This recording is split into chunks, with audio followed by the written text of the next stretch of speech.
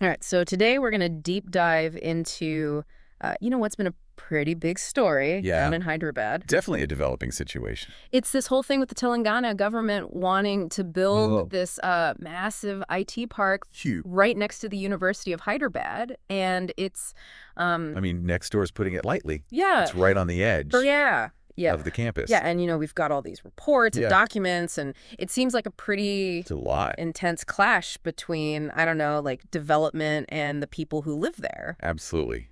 Yeah. A real clash of visions, you should say. Yeah. And I think at the heart of it is this issue of land. The state government is looking to clear almost 400 acres of forest land bordering the university. That's a lot. It is. And of course, as you can imagine, that set off a firestorm of controversy. Yeah. So let's get into it. Yeah, let's break it down.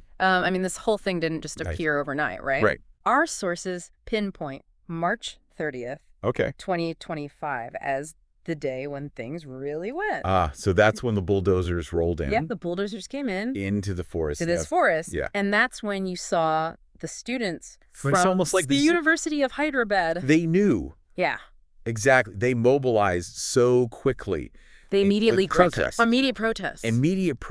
And just understandable. Yeah, you have to think about it from their perspective. This is their backyard, essentially. Totally. Suddenly they're bulldozers. And, the reports that we have indicate that some students were actually detained by police. Wow. Yeah, so right away you see this tension between those who want this development and those who are trying to protect this land. Yeah, and those students did not. And they did not. Back down. They did not. It didn't end there. So April 1st, the very next day, the students actually launched an indefinite strike, which is a really big step. What were they? So they had a few key demands, right? Okay. First and foremost, an immediate stop to all deforestation activities. Correct. They wanted complete transparency about who owns this land. Okay. Because that's a whole other can of worms. It is. Yeah. And then they also wanted the police and the JCBs, which are like the bulldozers, removed from the site. Okay, so they were serious. They were serious. This wasn't just like This wasn't a symbolic protest. Yeah. This was, putting their foot down. This is like, we are. And I think for our listeners, it's important to note just how quickly this escalated. Right. It shows just how strongly the students felt about this and how little they felt their voices were being heard. Yeah. You can see how something like that can make you feel like you have to take drastic measures. Exactly. Wow. So then what? So it's April 1st. Okay. So then things take a turn. Okay. For the legal. Okay. April 2nd. The Telangana High Court steps in. Okay. They issue an interim stay on all the land clearing. Okay, so a temporary stop. A temporary stop, yeah. Okay. And they cited ecological concerns as the main reason. So this is like the legal system saying, hold on, we need to figure out what's going on here. Exactly. Yeah, and it's not just like a small concern. It's a big enough concern. This is the High Court stepping in. Yeah. Yeah, and I think this shows that those initial worries about the environment, they were very real. Right. And they were serious enough to get the attention of the court. Totally. Even if it's just a temporary measure. Yeah, but this didn't stop. But the legal battle didn't end there. With the High Court? No. No. The very next day, April 3rd. Oh, wow. The Supreme Court of India gets involved. Wow. So this went all the way up. All the way up. To the top. And they didn't just continue the stay. Okay. They ordered an immediate halt to all tree felling. They're like, stop everything. Stop everything. We need to figure this out. Right. And on top of that, they demanded a site inspection report. So like a full investigation. And here's where it gets interesting. Okay.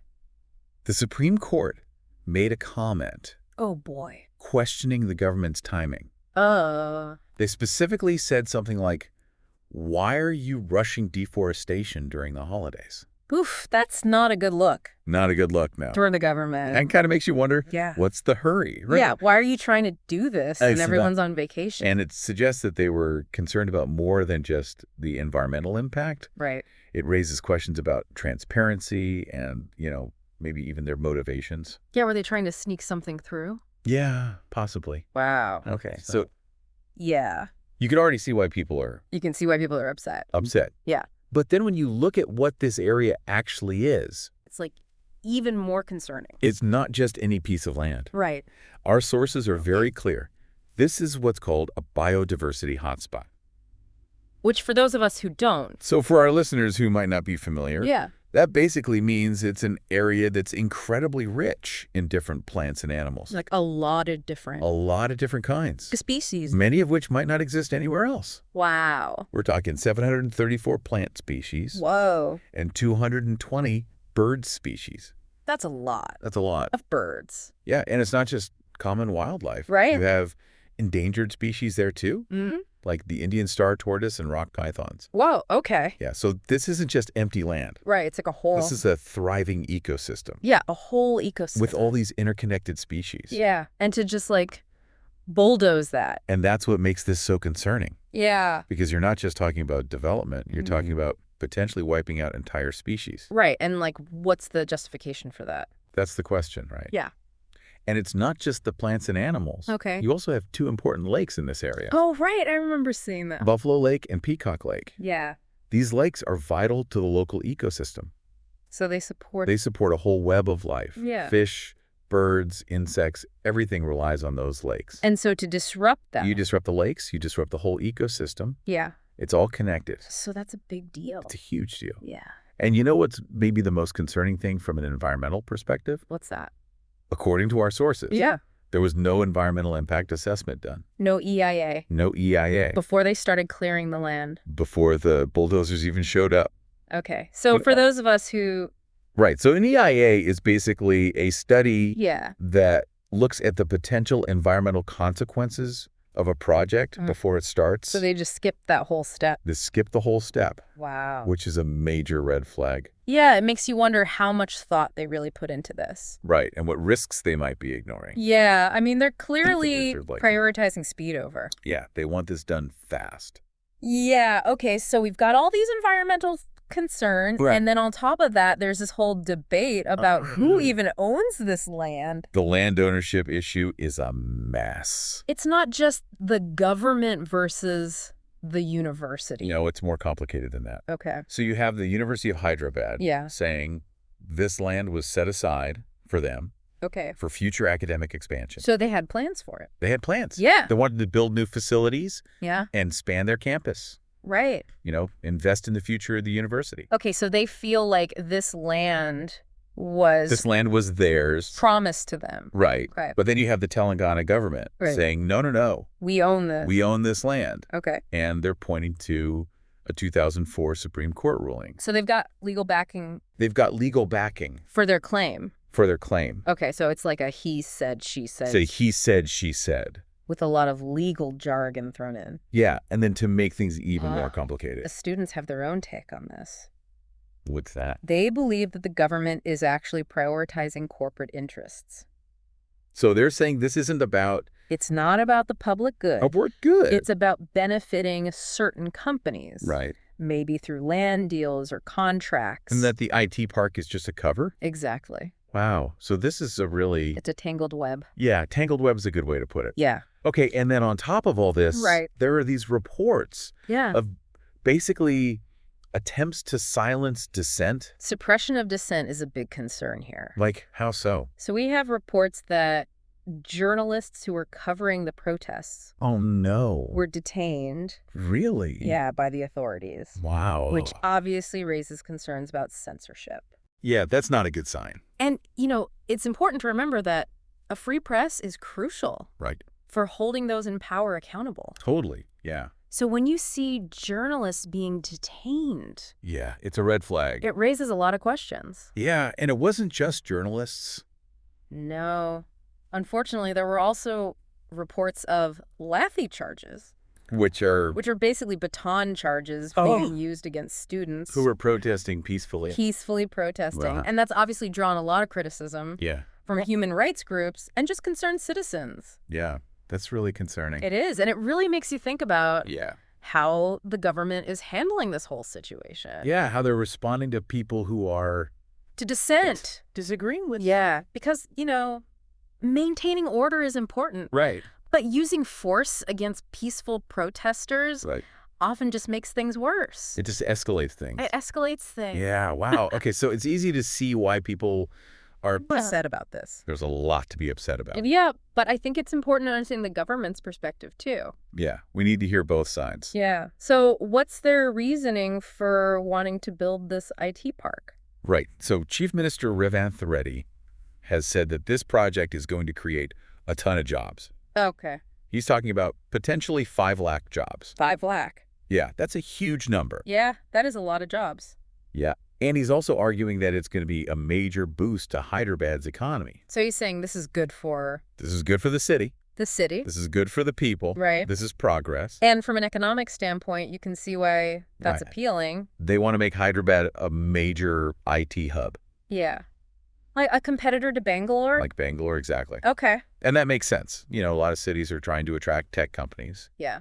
It's seen as a way to boost the economy. Right. Create jobs. Yeah. And bring in investment. So they're looking at the big picture. The big picture. Yeah. And the state government has also argued that this land isn't technically classified as forest. Oh, okay. According to their revenue records. So they're saying it's not really a forest?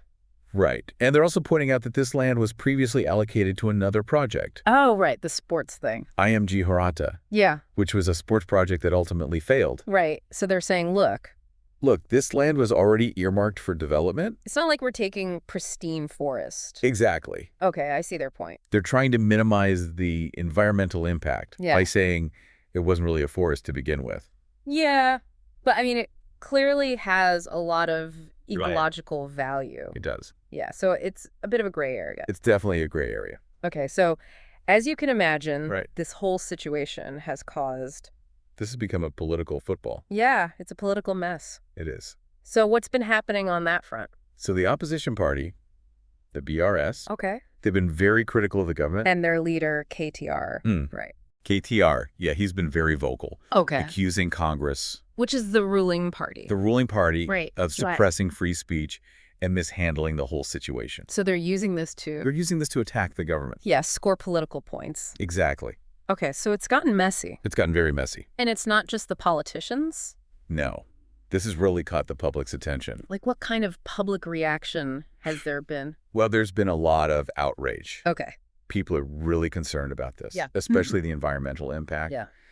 And, you know, there's been a big social media campaign using the hashtag #OxygenoAuction. Which is a pretty powerful message. It is. It really captures the essence of what people are fighting for. Right. It's not just about trees. It's about... It's about clean air. Yeah, clean air. In a healthy environment. Yeah, a healthy city. Exactly. Wow. So where do things stand now? All right. So there's a crucial hearing coming up in the High Court. On April 7th. So just a few days from now. Yeah. And this hearing is going to decide if this land qualifies as a deemed forest. Okay. And that sounds important. It's very important. Can you explain what deemed forest means?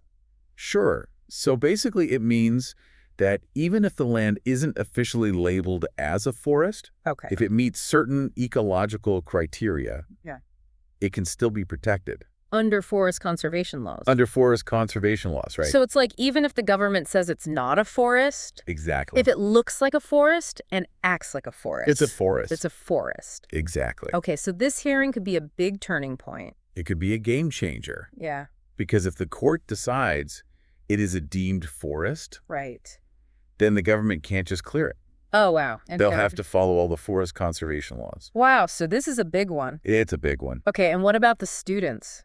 Oh, they're not letting up. They're still protesting. They're still protesting. Ah, they're really dedicated. They are. They're not backing down. And they're demanding permanent conservation. Conservation of this area. Not just a temporary pause. Right. They want this land protected forever. Wow, that's impressive. It is. They really see this as a fight for their future. Yeah.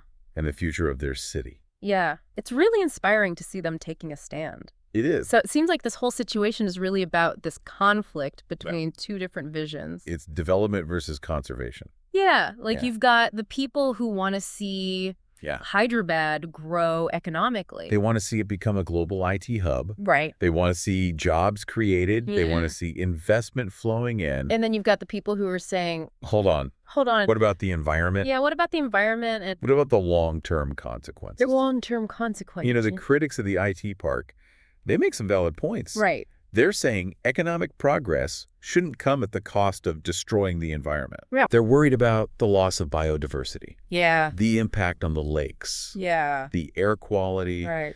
They're also concerned about the lack of public consultation. Yeah, they feel like they weren't. They feel like this was just decided without their input. Yeah, without their input. And the government's haste is also raising eyebrows. Right. Like, why the rush? Why the rush? Yeah. Yeah. Makes you wonder if there's something else going on. Yeah, if there are other motives at play. Exactly. But then the supporters of the IT part, right, they also have valid points. They do. They're saying Hyderabad needs to keep up with the times. Yeah. They need to compete with other cities. Right. They need to attract investment. Yeah. And they're saying that this land was basically unused.